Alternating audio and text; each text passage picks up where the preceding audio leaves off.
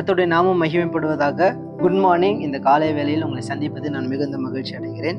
தேவன் தம்முடைய வார்த்தையை கொண்டு நம்மை பலப்படுத்துகிற தேவனாக இருக்கிறார். ஜபத்தின் முக்கியத்துவம் இந்த தலைப்பின் கீழாக நம்ம என்ன பண்ண போகிறோம், தியானிக்க போகிறோம். முதலாவது, ஜபம் என்று சொன்னால் அதோட டெஃபினேஷன் கண்டிப்பா தெரிஞ்சுக்க வேண்டியது அவசியம். நம்ம எல்லாருக்குமே ஜபம்னா என்னன்னு தெரியும். ஜபம்னா என்னது? தேவனோடு ஐக்கியம் கொள்வது, தேவனோடு உறவு கொள்வது, தேவனோடு உறவாடுவது, நம்முடைய தேவ சித்தத்தை அறிந்து கொள்வதான ஒரு இடம் அப்படின்னு நிறைய என்ன பண்ணுவோம், டெஃபினேஷன் வச்சிருக்கோம். நமக்கு ஜபத்தை பற்றி அர்த்தமும் தெரியும். ஆனா ஒருத்தர் விதமாக சொல்லியிருக்கிறார், அதை படிக்கும் போது எனக்கு ரொம்ப பிடித்தது. அகஸ்டின் ஹிப்போ அவர் என்ன சொல்றாருன்னா, prayer is a desire of heart. இருதயத்தின் ஆசையே ஜபம். அவர் சொல்லும் போது இதை படிக்கும்போது எனக்கே இன்சைட்ஃபுல்லா இருந்துச்சு, புதுசா இருந்துச்சு. Prayer is a desire of heart, இருதயத்தின் ஆசைகள். ஏன் அவர் அப்படி சொல்றாரு அப்படின்னா, நம்முடைய இருதயத்துல தான் நம்ம என்ன பண்ணுவோம்னா, அந்த வாஞ்சை, ஏக்கம், அது எல்லாமே நம்ம இருதயத்துல தான் மெயின் இருக்கும். என்ன பண்ணோம்னா இருக்கும். நம்ம அப்படிதான் என்ன பண்ணிருப்போம், கேட்டிருப்போம். இருதயம் அப்படின்னு சொல்லும் பொழுது நம்ம ப்ரேயர் பண்ணும்போது வார்த்தைகள் எல்லாம் பயன்படுத்தி பரிசேயர்களை போல, சதிசேயர்களை போல நம்மளால் நல்லா ஜெபிக்க முடியும். ஆனா நம்ம இருதயத்துல இருந்து ஜெபிக்கிறோமா அப்படின்றது ஒரு கேள்வி. நம்ம பிரசங்கம் பண்ணும் போது கேட்டிருப்போம், உங்களுடைய இருதயத்துல இருந்து நீங்க என்ன பண்ணுங்க, ஜெபம் பண்ணுங்க. உங்க இருதயத்தை என்ன பண்ணுங்க, நீங்க அர்ப்பணிங்க. அப்போ அந்த இருதயம், இந்த ஹார்ட் என்ன பண்ணுதுன்னா, ஒரு முக்கியமான ரோலை என்ன பண்ணுது, பிளே பண்ணுது. தேவ வசனமும் சொல்லுகிற தேவன் என்ன பண்ணுகிறார், முகத்தை பார்த்ததில்ல, அவர் இருதயத்தை ஆராய்ந்து அறிகிற தேவன். அவர் எப்படிப்பட்டவர்? இருதயத்தை ஆராய்ந்து அறிகிற தேவன். அதனாலதான் இன்னொரு இடத்துலயும் சொல்லப்பட்டிருக்கிறது வேதத்தில், நம்மளுடைய வாயிலிருந்து சொல் பிறவாததற்கு முன்னமே நம்ம எதுக்காக ஜெபிக்க போகிறோம், நம்ம எதுக்காக என்ன பண்ணோம், விண்ணப்பிக்க போகிறோம் அவருக்கு தெரியும். கரெக்டா? அப்படின்னு நம்ம பழகிருப்போம். அதனால தேவன் என்ன பண்ணுகிறாருன்னா, என்ன வார்த்தைகளை கொண்டு நல்லா போல்டா, நல்ல இங்கிலீஷ் வேர்ட்ஸ் கொண்டு, அதுக்கப்புறம் புது புது தமிழ் வார்த்தைகளை கொண்டு நம்ம நல்லா ஜெபம் பண்ணாலும் ஆண்டவர் என்ன பண்ணுறாரு, இருதயத்தை ஆராய்ந்து அறிகிறார். இந்த ஸ்டேட்மெண்ட் மட்டும் உங்க மனசுல வச்சுக்கோங்க. Prayer is a desire of heart, இருதயத்தின் ஆசையே ஜெபம். தேவன் நம்முடைய இருதயங்களை ஆராய்ந்து அறிகிற தேவன். உண்மையாலேயே அவன் என்னுடைய பிள்ளை ஜெபிக்கிறான், இருதயத்திலிருந்து ஜெபிக்கிறான் என்று இருதயத்தை பார்க்கிற தேவன். ஸோ ப்ரேயரோட டெஃபினேஷன் இதுதான். அப்போ ரெண்டு கேள்வி வரும் ஜெபம் சொல்லும் போது. முதல் கேள்வி என்னன்னா, why I need to pray, how I need to pray. இந்த ரெண்டு கேள்விக்கு தான் நம்ம என்ன பண்ண போறோம்னா, வரக்கூடிய நாட்கள்ல என்ன பண்ண போகிறோம், சேர்ந்து கற்றுக்கொள்ள போகிறோம், தியானிக்க போகிறோம்.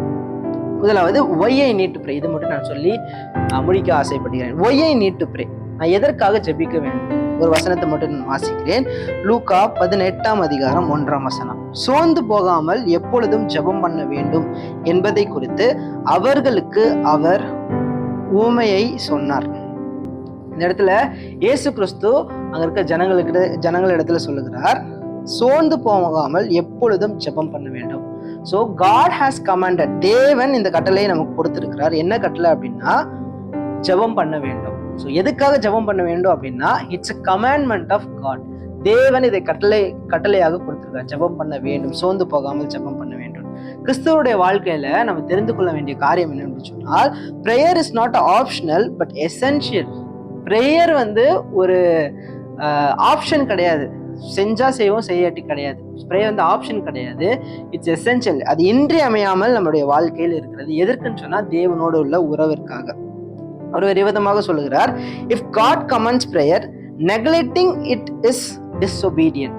தேவன் ஜபத்தை கட்டளையிட்டார், ஜபம் பண்ண வேண்டும் என்று கட்டளை கொடுத்தார் என்று சொன்னால், அதை நிராகரிப்பது, அதை பண்ணாமல் இருப்பது, அது கீழ்ப்படியாமை அப்படின்னு சொல்லப்பட்டிருக்கு. ஸோ முதலாவது, நம்ம எதுக்காக ஜெபம் பண்ண வேண்டும்? It's a commandment of God. தேவன் நமக்கு அதை கட்டளையிட்டு இருக்கிறார். ஆகவே நம்ம என்ன பண்ண வேண்டும்னா, ஜெபிக்க வேண்டும். இரண்டாவது, நான் ஏன் ஜெபிக்க வேண்டும்? why I need to pray.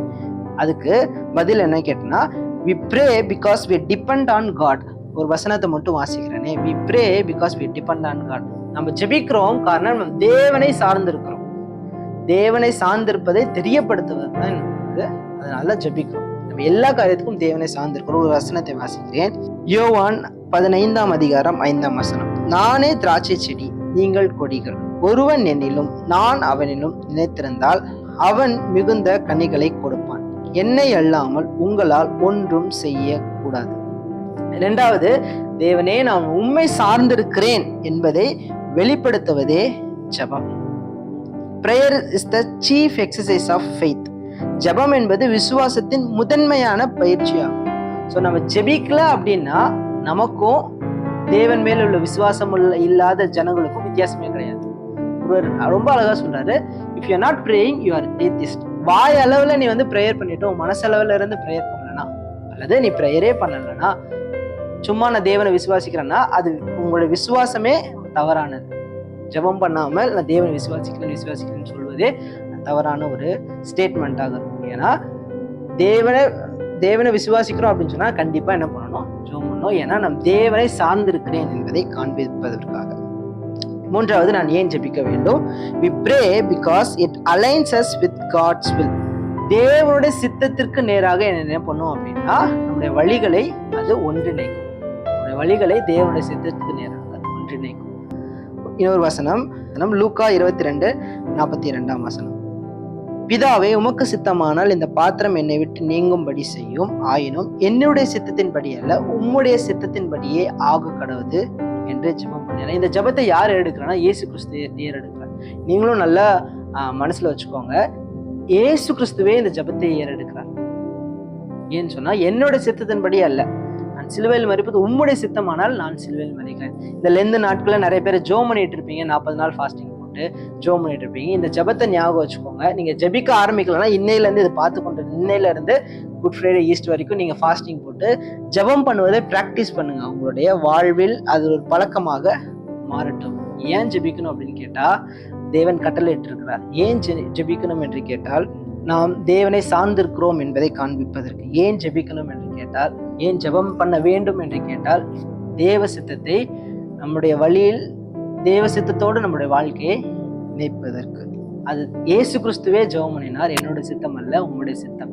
Complete சரண்டரா பார்க்க முடியும். உங்களுடைய வாழ்க்கையிலும் நீங்க என்ன பண்ணுங்க, கேட்டுக்கொண்டிருக்கும் பொழுதே உங்களை நீங்கள் முழுமையாக தேவனிடத்தில் அர்ப்பணிகள். கண்ணு மூடி ஜெபம் பண்ணுவோம். சர்வ வல்லமையுள்ள பிதாவே, கிருபை நல்ல ஆண்டவரே, இந்த நாளுக்காக நன்றி. இந்த நாளிலும் ஆண்டவரே நாங்கள் கேட்டது போல ஆண்டவரே ஜெபத்தின் முக்கியத்துவம் எங்களுக்கு நாங்கள் கற்றுக்கொண்டோம். ஆண்டவரே நாங்கள் ஏன் ஜெபிக்க வேண்டும் என்பதற்கான ஆண்டவரே 3 காரணங்களை கேட்டோம். நாங்கள் ஜெபிப்பது உடைய கட்டளை. ஆண்டவரே நீர் கட்டளை கொடுத்திருக்கிறீர், அது ஆகவே நாங்கள் ஜெபிக்க வேண்டும். நாங்கள் ஏன் ஜெபிக்க வேண்டும் என்று கேட்டால் நாங்கள் உண்மை சார்ந்திருக்கிறோம் என்பதை காண்பிப்பதற்காக. எல்லாவற்றிற்கும் மேலாக உங்களுடைய சித்தத்தை ஆண்டவரே நாங்கள் மையமாக வைத்து வாழ்வதற்கு, உங்களுடைய சித்தத்தை அறிந்து கொள்வதற்கு அது ஜெபம் பண்ணினால் மட்டும்தான் கூடும். ஆண்டவரே அப்ப ஜெபித்துக் கொண்டிருக்கிற ஒவ்வொரு என்னோடு சேர்ந்து ஜெபித்துக் கொண்டிருக்கிற ஒவ்வொரு கர்த்தரை ஆசீர்வதிங்க.